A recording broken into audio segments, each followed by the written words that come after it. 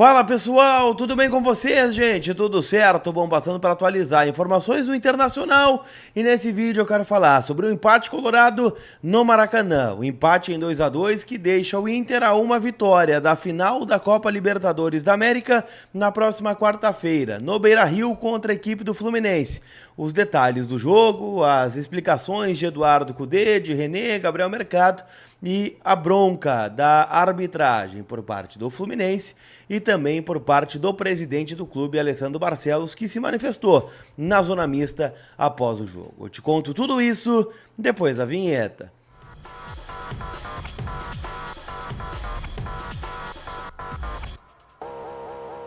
Tudo bem, gente? Vamos trocar uma ideia então, um cenário mais do que improvisado aqui, né? Afinal, fecharam-se as portas do Maracanã antes que eu pudesse gravar.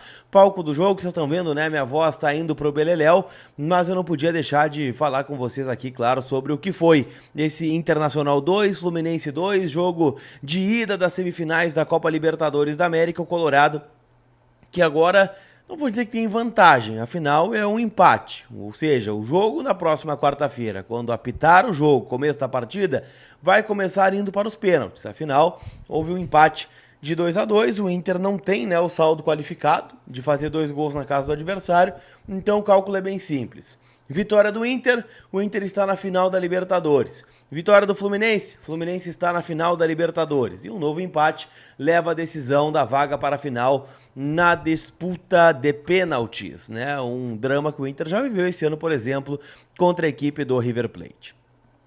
Acho que a gente pode analisar o jogo pelo lado positivo e o lado negativo, o copo meio cheio e o copo meio vazio. E aí eu entendo quem está ainda de cabeça inchada, de cabeça mais quente, e entende que é um mau resultado pelas circunstâncias. Afinal, o Inter ficou com um jogador a mais, ainda na reta final do primeiro tempo, quando o Samuel Xavier foi expulso após 2 faltas fortes, né? Uma no René e uma no Ener Valencia.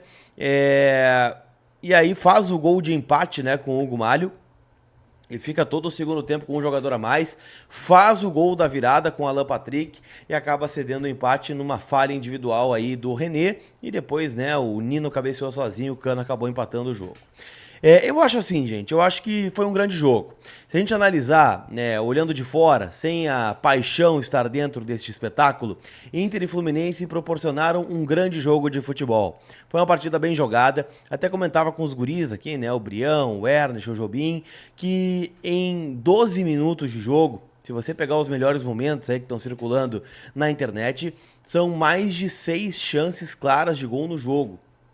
E aí brilha a estrela do Rocher pelo Inter, pegando 2 bolas difíceis em chutes do Keno, né, chutes cruzados, e ele acaba fazendo defesa. Tem o próprio gol no Germancano, tem finalizações do Inter de dentro da área com o Ener Valencia, o Fábio fazendo grande defesa, né, tem aí um gol anulado, né, do Ener, né, o Inter tem outra chance aí com o próprio Wanderson, tem chance com o Alan Patrick, tem chance com o Gabriel Mercado. Cara, o Inter criou muito.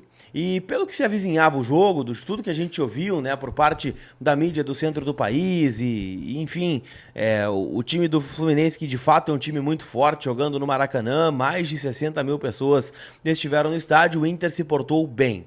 Para mim, o grande erro foi do Fernando Diniz, que abriu mão de um time um pouco mais compacto, um pouco mais recheado no meio campo e colocou 4, 5 atacantes. É claro que o Fluminense tem o gol, né, do Cano, que acontece numa falha do René, a primeira no jogo, onde ele toma, né, uma decisão de demorar demais para pensar a jogada. O Arias vem, rouba a bola, dá no Kennedy, o Kennedy dá no Cano e ele faz 1-0. Mas eu acho que, num geral, se a gente analisar o jogo, o Inter fez uma partida espetacular. O Inter não só merecia ter vencido o jogo do Fluminense, como merecia ter voltado classificado. O Inter fez por merecer, ainda no 11 contra 11, a vitória dentro do Maracanã, como eu disse, com mais de 60 mil pessoas. O Fluminense, que é o time da moda, o time do momento no futebol brasileiro, tem o técnico da seleção, e o Inter veio no Maracanã e jogou futebol. Leva um 2-2. Não é o resultado dos sonhos, mas é um resultado que, se eu perguntasse para você antes de começar o jogo, olha, você fecha o empate, o Inter precisar de uma vitória simples para, no Beira-Rio, com mais de 50 mil pessoas, chegar na final, eu tenho certeza que muitos de vocês fechariam este contrato. Então, acaba sendo para mim, nesta leitura, um resultado positivo, onde o Inter pode chegar na decisão da Copa Libertadores da América pelas suas próprias forças, com o Beira-Rio que vai estar lotado, com a torcida engajada, mais de 60 mil reais arrecadados para Ruas de Fogo, num ambiente completamente hostil para o Fluminense, que também é outro time que não tem um grande aproveitamento fora de casa. Venceu, claro, o Olímpia no Defensores del Chaco nas quartas de final, e isso tem que ser levado em consideração, mas empatou contra o Argentino Júnior, acabou perdendo para o River Plate, perdeu para o The Strongest, venceu o Sporting Cristal, então é um time irregular fora de casa. Antes dessa vitória contra o Olímpia, o Fluminense não ganhava muito tempo dentro, né, do Brasileirão e da Copa do Brasil e Libertadores. Então, eu sinceramente estou extremamente confiante, e o próprio Kudê, né, também transpareceu isso na entrevista coletiva, e eu quero contar sobre isso para vocês na sequência. Antes, quero dizer que esse vídeo tem a força da Gigante Veículos, que tem o teu carro novo, seminovo, teu usado na troca e a certeza do melhor negócio. Lá na Gigante você vai trocar de carro, e eu tô deixando o link aqui na descrição do vídeo, afinal estamos nas últimas datas aí de setembro, então é o fecha-mês da Gigante Veículos.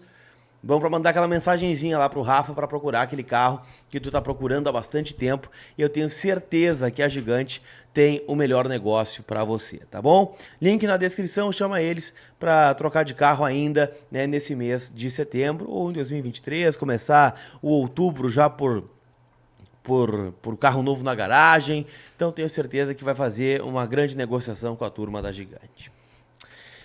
Kudê, ele respondeu muito, né, e disse que está muito feliz com o resultado, afinal o Inter decide em casa. E ele relembrou um papo que eu tive com ele lá na Argentina, em Buenos Aires, quando falamos sobre o jogo do River Plate. E eu encontrei ele na concentração e cheguei a dizer, olha, nós temos que voltar vivos para Porto Alegre. E o Inter perdeu de 2-1. E todo mundo considerou que naquele momento o Inter voltou vivo, o Inter voltou com possibilidades de classificar, tanto é que classificou na Bacia das Almas, nos pênaltis, com o Rocher fazendo gol, mas classificou. O Inter merecia, naquele jogo contra o River também, ter classificado no tempo normal. Acabou não acontecendo, mas isso são os pormenores do jogo que estamos sujeitos a acontecer, não tem muito o que fazer. Contra o Bolívar, o Inter volta com uma vitória e administra em casa. E então, hoje, no cenário atual contra o Fluminense, o Inter volta vivíssimo. O Inter volta muito melhor do que voltou em situações que classificou.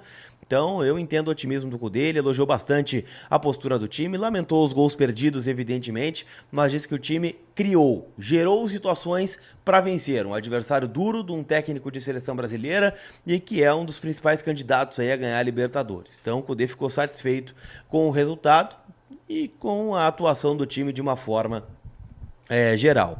Pediu um voto de confiança para o torcedor, disse, olha, peça ao torcedor um voto para que confie no grupo, porque esse grupo já deu amostras de que é possível e de que nós vamos chegar lá, para que no próximo dia 4 de novembro o Inter esteja aqui, de volta no Rio de Janeiro, para conquistar uma vaga na grande decisão da Copa Libertadores da América. Um jogo difícil, um jogo duro, mas que o Inter é capaz de confirmar a vaga. Um detalhe, né, passou como um grande foco no pós-jogo, afinal, o Fernando Diniz, técnico do Fluminense, reclamou muito da arbitragem do argentino, né, que apitou o jogo de hoje, e ele reclama que o Samuel Xavier, né, não deveria ter sido expulso. Na concepção dele foi uma expulsão um pouco injusta do lateral do Fluminense. Eu acho que foi uma expulsão justa, ele faz 2 faltas fortes e acaba levando o cartão vermelho. Ele reclamou muito disso e o presidente Alessandro Barcelos entendeu como se fosse um condicionamento da arbitragem. E está falando o presidente do Internacional sobre isso, fez um pronunciamento na zona mista após o jogo. Segundo, fazer um registro sobre a arbitragem. A gente ficou agora no vestiário olhando um lance que foi constatado e fica muito claro que no lance do gol do Mercado anulado, a bola bate na mão do jogador do Fluminense. Ele salta inclusive com a mão aberta, salta acima da cabeça com a mão. E isso é o VAR que chamou para anular o gol. Poderia muito bem ter visto essa infração e ter marcado o pênalti.